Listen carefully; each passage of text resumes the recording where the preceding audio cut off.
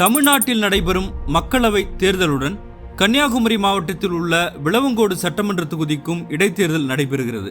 கடந்த 2011ஆம் ஆண்டு முதல் தொடர்ச்சியாக 3 முறை வெற்றி பெற்று இத்தொகுதியில் எம்எல்ஏவாக இருந்த விஜயதாரணி தனது பதவியை ராஜினாமா செய்து பாஜகவில் இணைந்ததால் விளவங்கோடு தொகுதிக்கு இடைத்தேர்தல் அறிவிக்கப்பட்டுள்ளது.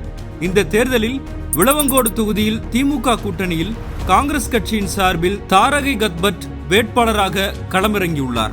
பாஜக சார்பில் VS நந்தினி போட்டியிடுகிறார். அதிமுக சார்பில் ராணி போட்டியிடுகிறார்.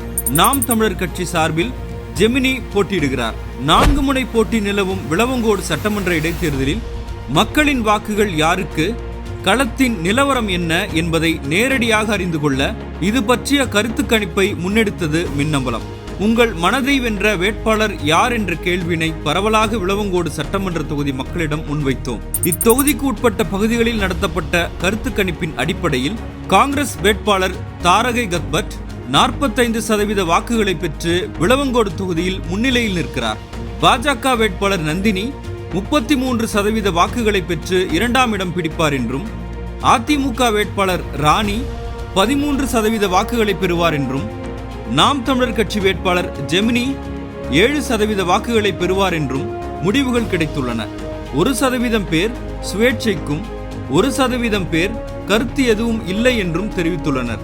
ஆக விளவங்கோடு சட்டமன்ற இடைத்தேர்தலில் இந்த முறை தாரகை கத்பட் வெற்றி பெற்று காங்கிரசின் கொடி பறக்கவே பிரகாசமான வாய்ப்புள்ளது.